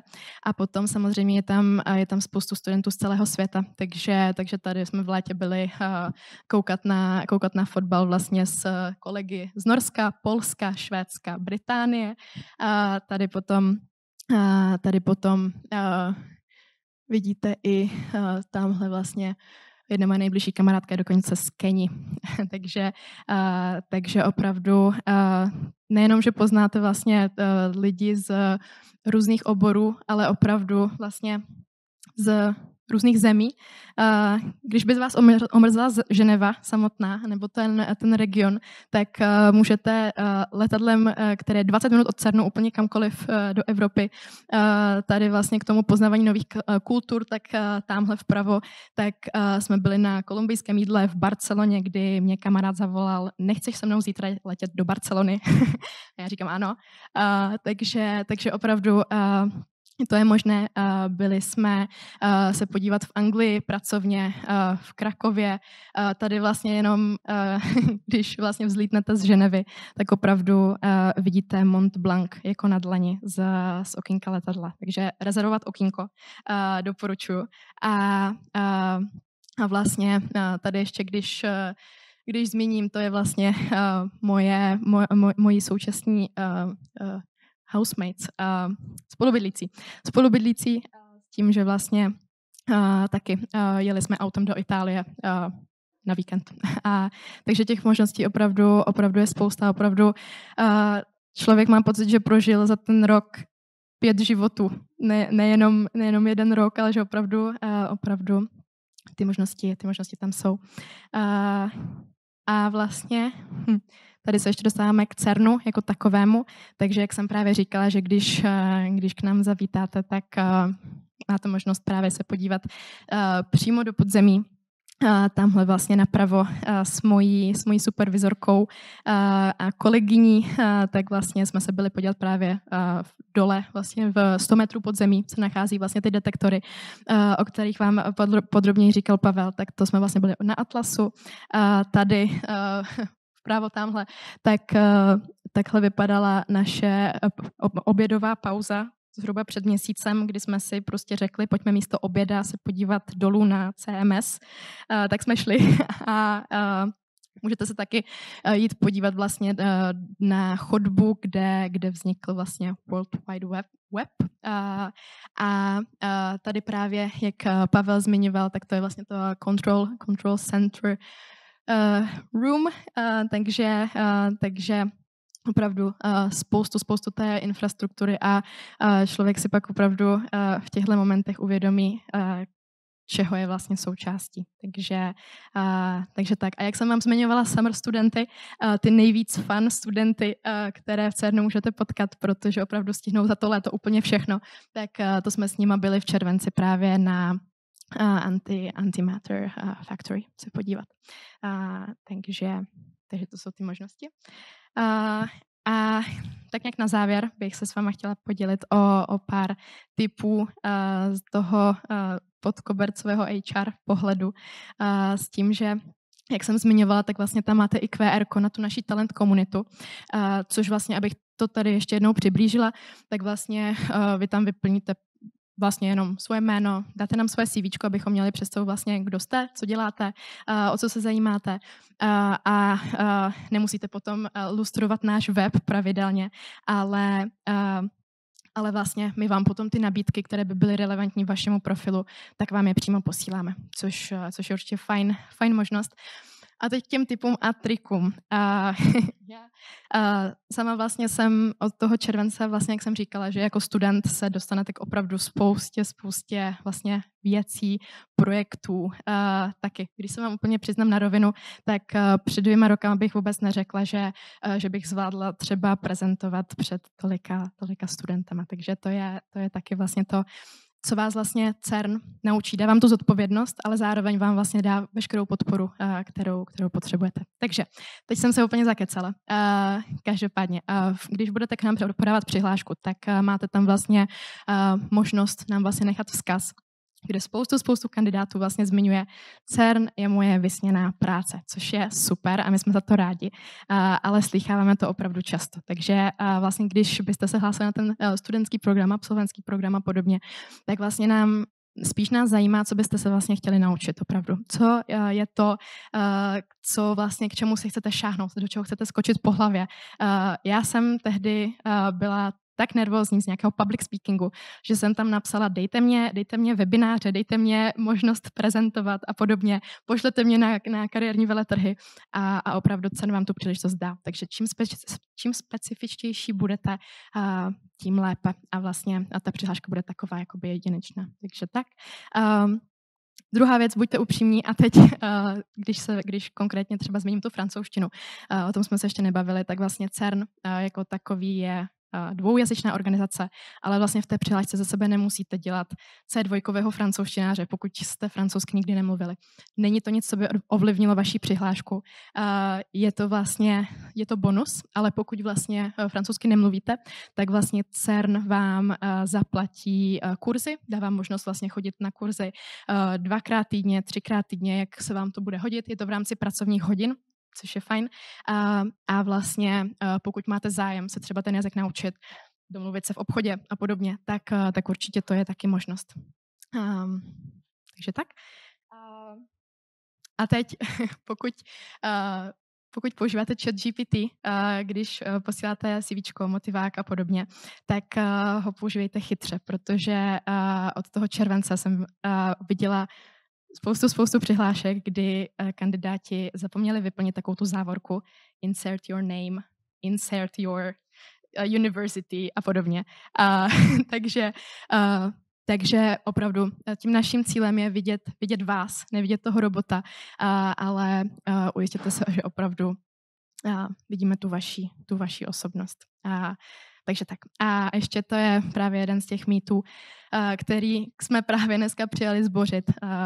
Není to o tom být fyzik, není to o tom být držitel Nobelovky, abyste v CERNu měli šanci.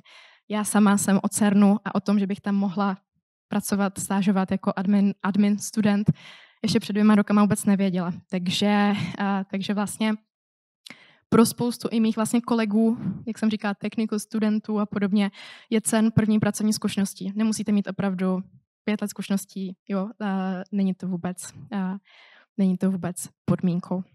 Takže tak, naši talent komunitu jsem zmínila. A na závěr tak bych zmínila citát od Toma Hankse, který vlastně zmínil, když se sám byl v CERNu podívat, takže magic is not happening at CERN, magic is being explained at CERN.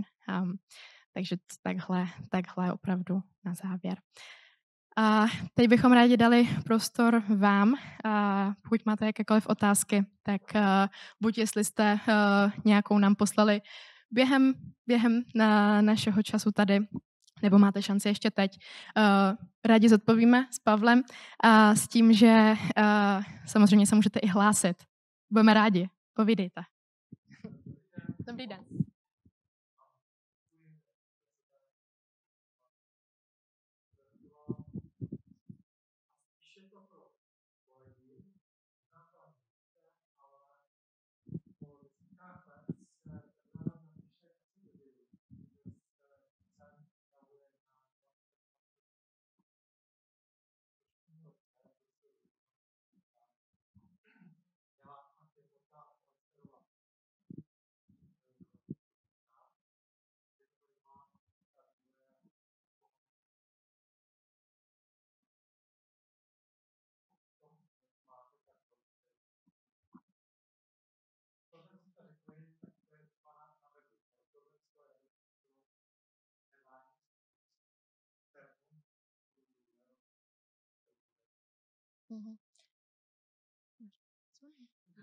Já se přiznám, zaskočil jste nás.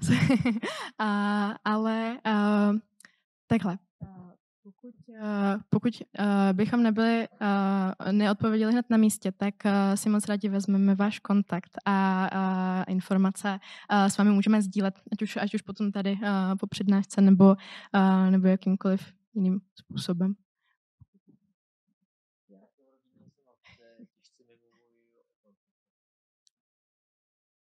Ale rádi zjistíme. Děkujeme za ten dotaz.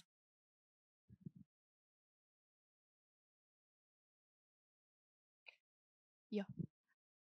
Povídejte.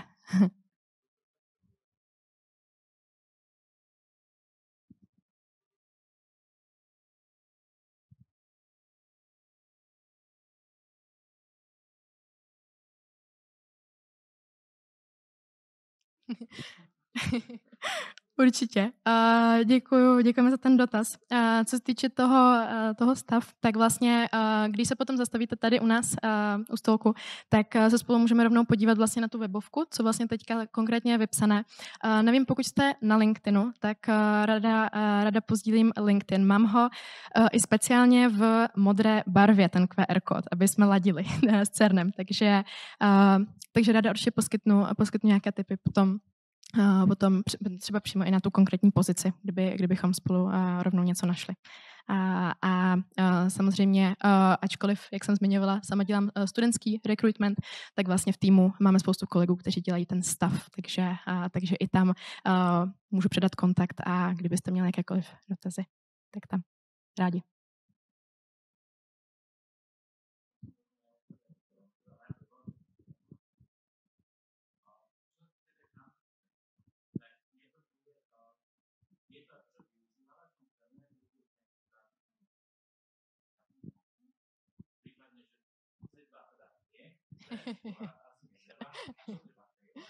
Jo.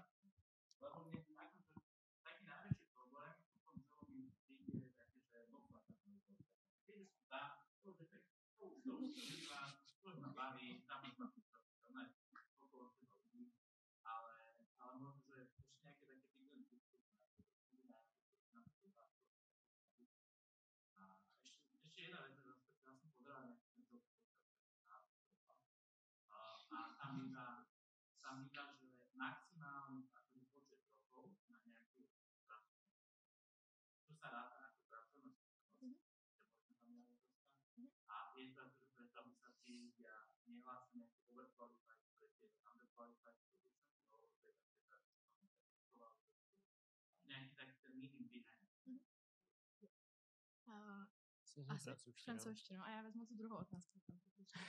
Tak s tou francouzštinou, já bych jenom zmínil, některé pozice ji vyžadují, ale většinou je to napsáno tak, že vyžadována je plynně angličtina slovem písmem, francouzština je bonus. Kolikrát je to psané buď plynně francouzština nebo plynně angličtina, jedna nebo druhá. Jsou pozice nebo pracovní činnosti, při kterých se francouzština určitě hodí.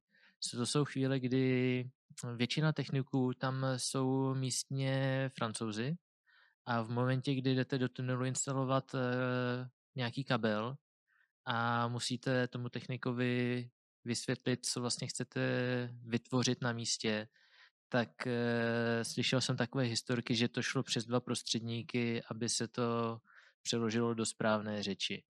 Takže není potřeba, ale mnohdy je opravdu výhoda. Potom další věci jsou hodně starších členů rádo mluví francouzsky, tak je to takové, ne že zdvořilostní, ale člověk si je přikloní na svou stranu. Další věci jsou telefonáty z řídící místnosti. Tam hodně hovorů je právě ve francouzštině a jsou zvyklí, že třeba ten, co přijímá hovor, tak začnou mluvit francouzsky.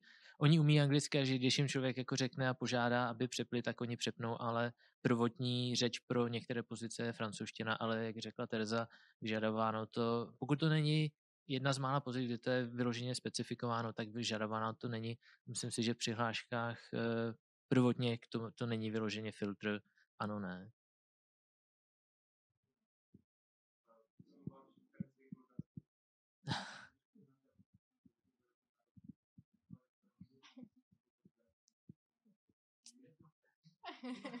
To záleží kde.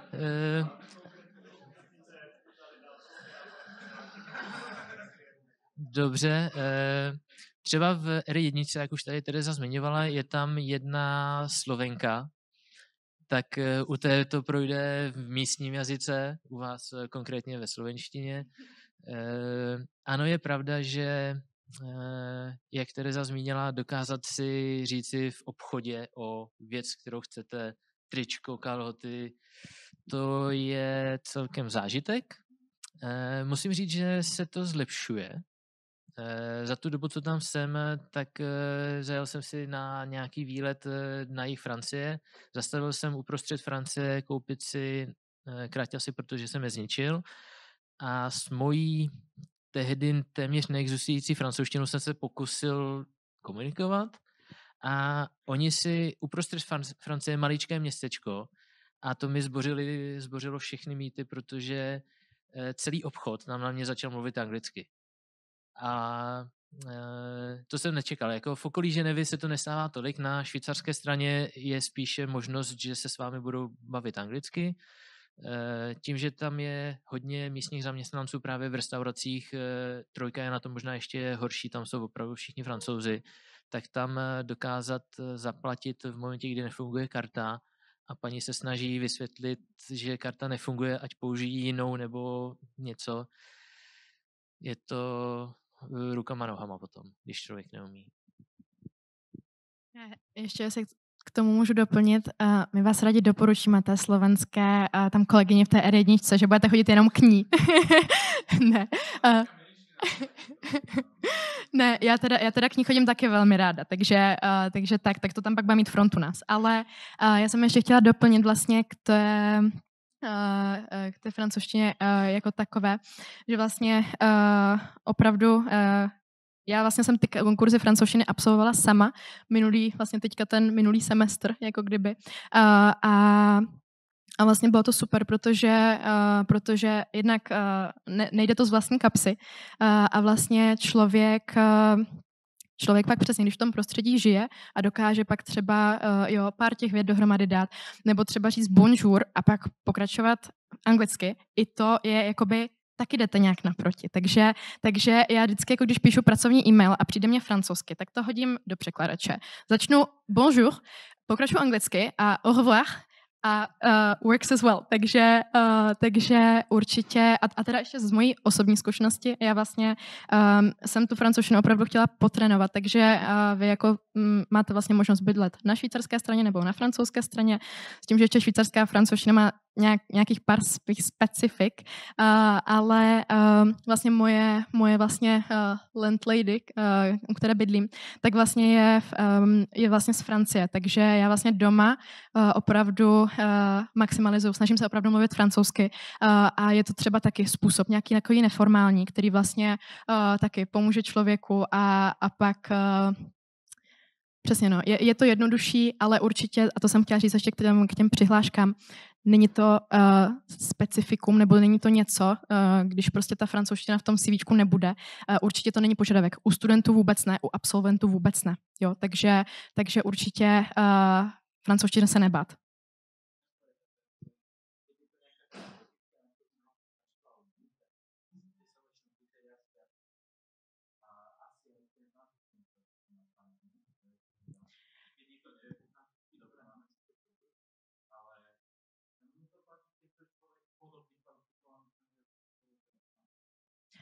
Tam bych spíš řekla, že jde opravdu spíše o ten váš nebo tvůj background, kromě té francouzštiny. Řeknu příklad přesně. To, co člověk má za sebou, jestli byl v nějakém studentském spolku, jestli měl nějaký exposure tady vlastně v nějaké jako praxi v Česku, jo, co je ochotný se naučit, jak je lidsky, jo, a já bych ze své vlastní zkušenosti si troufám tvrdit, že ta francouzština opravdu přijde jako poslední a to kritérium to není. Takže tak. Určitě. Jenom já jsem tam třeba jako vyrazil se znalostí 0. Já jsem nevěděl opravdu nic z francouzštiny.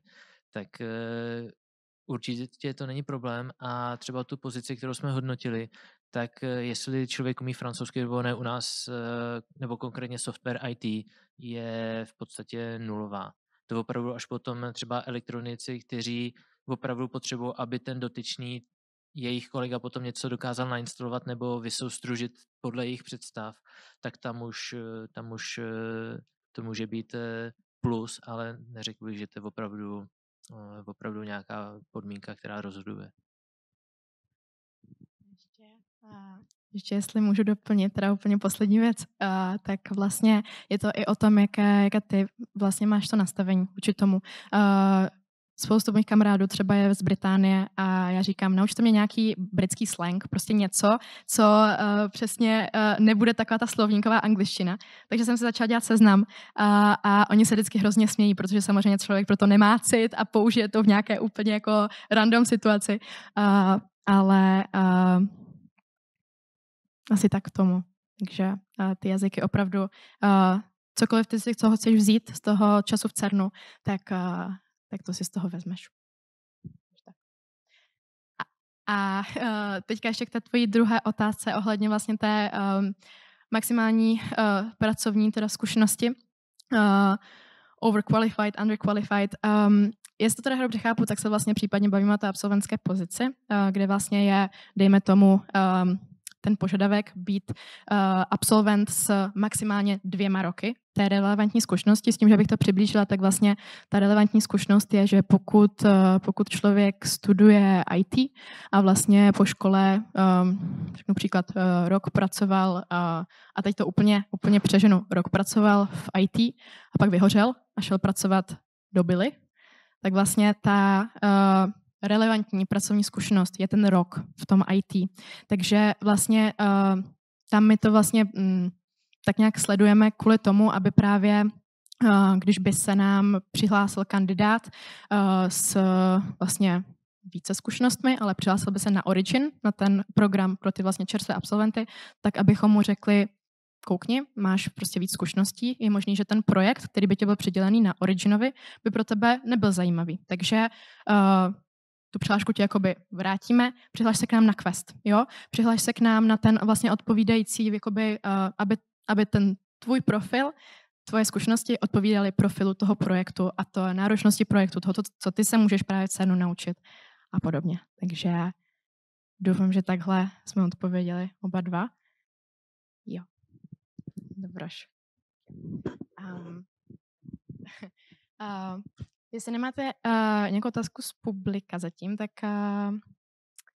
jsem tady zahlídla pár na našem QR kódu. Tak. Pavle, ta bude možná pro tebe. Jak pozná robot typu frekvenci pouze kamerou? Máme o tom natočenou celou tu přednášku.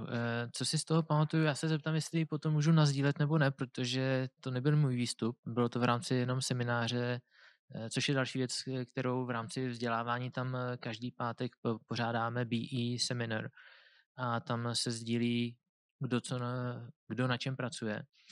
Co si pamatuju, tak šlo o to, že dopadající světlo se odráží jinak v momentě, kdy narazí na žíly a cévy a pomocí toho dokáží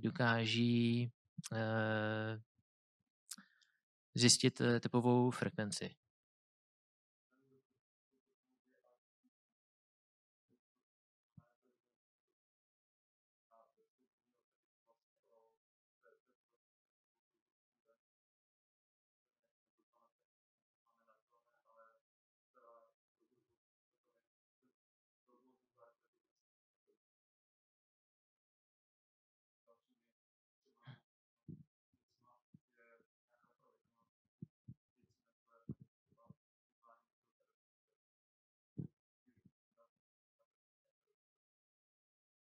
Tady to je jedna z věcí, která se právě dělá v spolupráci s francouzskou nemocnicí, tak si myslím, že to je veřejný výzkum nebo takhle. Všechno, co se dělá v CERNu, je placeno z rozpočtu evropských zemí, takže to je veřejný výzkum, nic není utajované.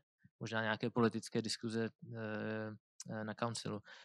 Když byste mi potom někdo dal kontakt do té tu věc zmínil, můžu vám zkusit poslat odkaz na tu danou přednášku. Můžu zjistit, jestli můžu dát mimo CERN poslat.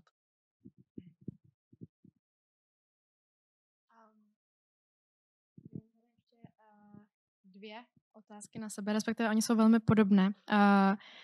Čemu bych se a na jaké úrovni měl věnovat, abych zvýšil šance úspěšnosti přihlášky? Jsem student 2. ročníku bakaláře informatika. A ta druhá, jaké jsou nejčastější charakteristiky úspěšných kandidátů?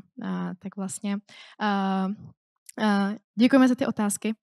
Já vlastně bych ze zkušenosti, kterou vlastně mám jak jako kandidát, tak potom vlastně z té druhé strany, když kandidáty vybíráme, tak rozhodně jako první věnujte čas té přihlášce. Ten formulář vlastně na první pohled řeknete si, jedamane, to je dlouhý, strávím nad tím celý večer, ale vlastně čím víc, když si uvědomíte, tak vlastně my vás známe jenom podle toho formuláře, jenom podle třeba jednoho dokumentu. Takže čím víc vlastně času vy do toho formuláře vlastně dáte, tím my lépe potom vás můžeme poznat. Jak si zvýšit šance? Já bych rozhodně doporučila vlastně se tak nějak ponořit do toho pracovního aspoň part-time života, třeba i tady v Česku, protože potom vlastně, když ty zkušenosti aspoň nějaké máte, je to vždycky bonus a vlastně taky to říká něco vlastně o vás, že třeba, že jste schopni manažovat čas, že jste schopni mít to studium, potom pracovat, kombinovat to, takže to určitě za mě. Takže to k tomu fitu. Ještě možná jeden takový tip přímo z mojí zkušenosti a to právě třeba potom k tomu pohovoru, protože na mě bylo poznat, že jsem byla velmi nervózní. Když jsme měli pohovor, tehdy na mě vyskočilo na tom Zoomu 8 kolegů. A já jsem nebyla ani schopná pochytat ty jména na to, kdo co dělá a na co se mě ptají málem. Ale vlastně, když jsem se potom ptala z druhé strany té mojí supervizorky, tak ona mi řekla, ty jsi prostě byla autentická. Když jsi nevěděla třeba tu odpověď na tu otázku, tak odpovíš jiným směrem. Jo? Nebo vlastně to je něco, co jsem se právě hodně v CERNu naučila. Autentičnost je to nejvíc, co vlastně můžete k tomu stolu, do toho callu přinést. Takže opravdu já tehdy i na tom videopohovoru jsem tam měla tehdy z koleje z Erasmu, tak jsem tam měla nějaký prostě barevný vývězky na zdi a podobně a říkám si, mám to sundat, nemám to sundat, bude to působit seriózně, nebude to působit seriózně. Měla jsem tam ještě svoje jméno, Terry, tak mě říkají kamarádi a já říkám, nechám to tam. Prostě je to autentický, občas takový to divno ve správném měřítku může být zapamatovatelný. Takže autentičnost, to je za mě. Kdybyste měli jakoukoliv doplňující, tak určitě buď ještě pošlete, nebo vítáme jakékoliv další. Pojď.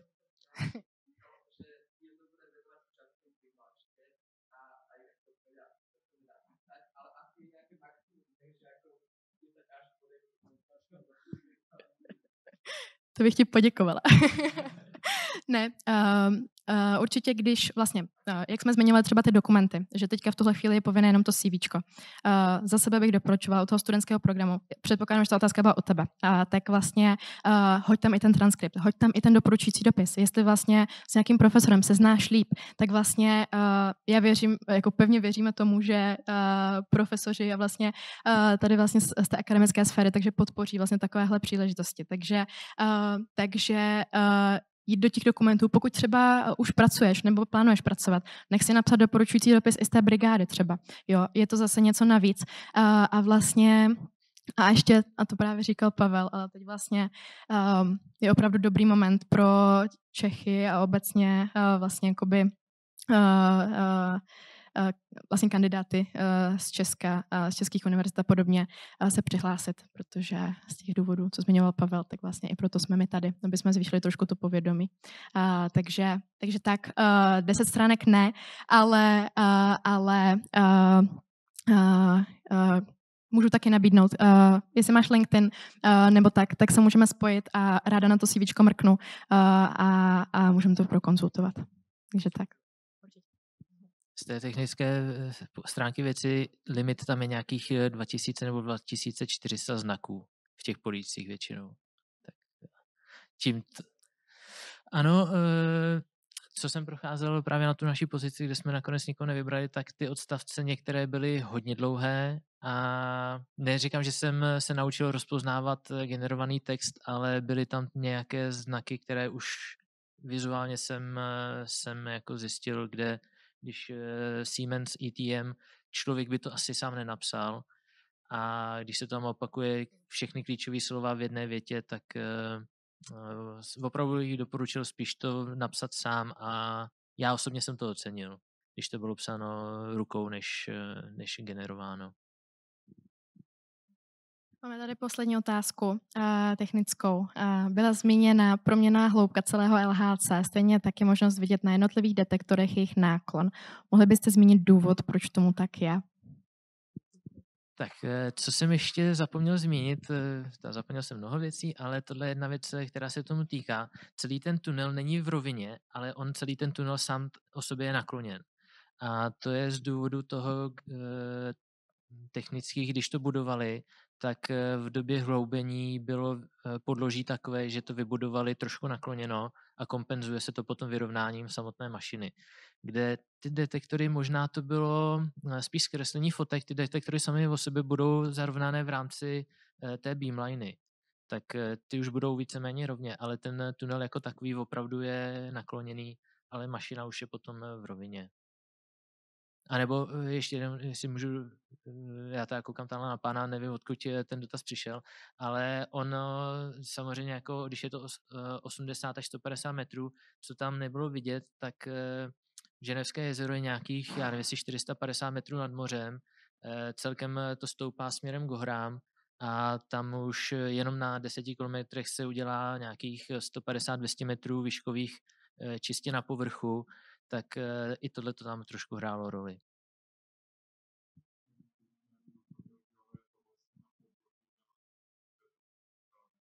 Ano.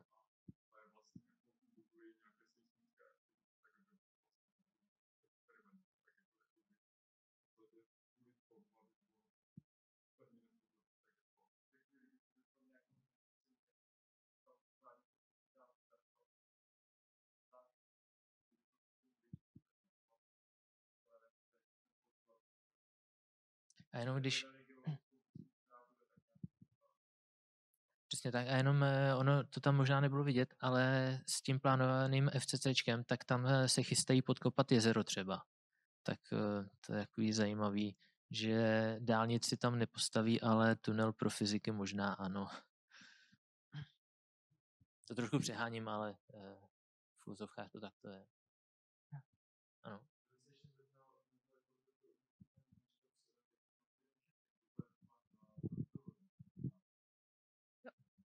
Určitě. Tak vlastně to první kolo, tak to jde přes nás právě jako HR s tím, že tam my kontrolujeme vlastně tu způsobilost. Takže vlastně to, že jsi student, že máš za sebou ty 3 semestry, jak jsem zmiňovala, a že jsi vlastně z členského státu CERNu. Takže to je vlastně takový jakoby první filtr a potom vlastně my všechny ty vlastně způsobilé přihlášky odesíláme přímo CERN supervisorům, kteří právě už si vás potom vybírají na ten konkrétní projekt. Takže ty, když nám řekneš, že studuješ IT, že studuješ mechaniku a podobně, tak vlastně ten supervisor zase hledá studenta na ten svůj projekt. Takže pokud je to ITák, tak hledá IT studenta. A vlastně takhle si potom v tom našem systému filtruje ty kandidáty, udělá si nějaký shortlist, právě si s tebou třeba zavolá a podobně. A potom teda ještě pořád je tam ta studentská komise, což je vlastně jenom taková formalitka na závěr, když vlastně ten supervisor si řekne, jo, chci tady studenta z Česka, z ČVUTu, tak vlastně ta komise to potom už jenom potvrdí. Takže to je zhruba jenom takhle nějaký ten proces. A tak.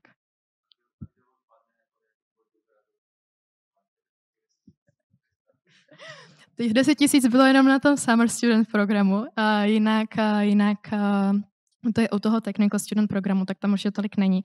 Tam vlastně co jsme teďka měli, třeba, nevím, z jakého si oboru, ale třeba teďka vlastně, co jsem já měla na starosti tu validaci, tak v rámci vlastně IT, matematiky a robotiky, což je takový jakoby nejvíc populární ta oblast toho technical studentshipu, tak tam bylo zhruba nějakých 1500 těch přihlášek, takže určitě to nejde do těch 10 000, to je jenom u těch summer studentů. A tam je to je právě to, že tam je to proto, že ten summer student program je vlastně pro lidi z celého světa. Když to technical studentship je jenom pro členské státy CERNu. Takže to je těch 24 zemí plus těch 10 přidružených, což Česko je.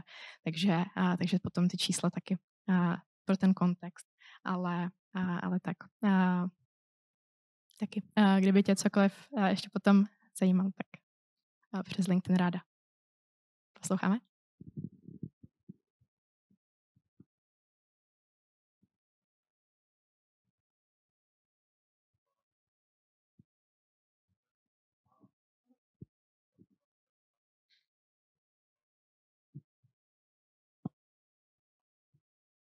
Děkujeme za tu otázku. Já bych vám hrozně ráda řekla, že většina je automatizovaná, což potom pro nás by bylo mnohem lepší. My vlastně za HR, tak vlastně máme set právě těch otázek, které máme v tom formuláři, kde právě když byste nám právě řekl, už nejsem student, ale hlásím se na technical studentship, tak vlastně ten systém vás vlastně jako kdyby automaticky zamítne, protože nejste způsobilí. A třeba vám napíšeme, přihlašte se nám na Origin, přihlašte se nám na stav a podobně. Takže to je ta automatizace s tím, že teďka když teda se bavíme o tom Summer Student programu, o tom mém jako kdyby baby, tak takhle nám to vyfiltrovalo zhruba 2000 těch kandidátů. Takže potom těch 8 tak jsme vlastně validovali ručně. Takže tam určitě prostor pro zlepšení je a my věříme, že bude, ale my to děláme s láskou. Takže my to vaše CVčko rádi uvidíme. Pošlete nám ho.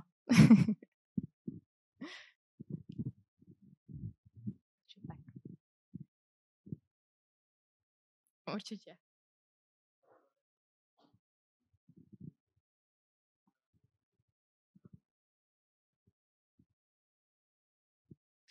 Za nás standardy nemáme a certifikát SOVIM tak my nepožadujeme a víceméně to hodnotíme, až když to projde přes kolegy před náma, tak my si vyhodnotíme potom, jakou úroveň plus minus asi si myslíme, že vyžadujeme a potom, když se zavoláme, tak je zhodnotíme, tento umí, tento neumí, asi by to byla nějaká komplikace. Což byl jeden z důvodů, proč třeba jsme nikoho nevybrali minulý týden, 2 týdny zpátky. To je, že jsme právě nevěděli, jestli ten dotyčný kandidát, tam jsme měli trošku nějaké pochyby. Možná to bylo dané trémou, protože ten dotyčný kandidát měl nějaké technické problémy se připojit, tak to asi nepřidalo, ale výsledek byl takový.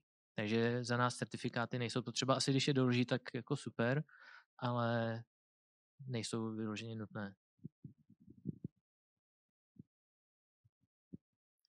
Ještě, kdyby byl ještě nějaký dotaz, ještě nechám minutku na promyšlení, ale opravdu nebojte se, zbořte veškerý perfekcionismus. Já, když vám řeknu, kolik, já tomu říkám high and buy meetingy, kolik takových jsem měla, když jsem přijela a opravdu v procesu toho učení jsem opravdu třeba na meetingu řekla hi a pak bye. A člověk se potom naučí a řekne toho mnohem víc, takže nehledáme už hotový lidi, opravdu. Chceme vám vlastně dát tu šanci se vyhotovit. Doufám, že to dává smysl. Takže tak. Jestli už nejsou žádné otázky, tak kdyby kohokoliv ještě cokoliv napadlo, budeme tady u stolku. Přijďte si pro suvenýr z dneška, přijďte si pro letáček, ať vám zůstane v hlavě. Rádi taky nasdílíme LinkedIn pro nějaké další tipy, otázky. A děkujeme, že jste dorazili.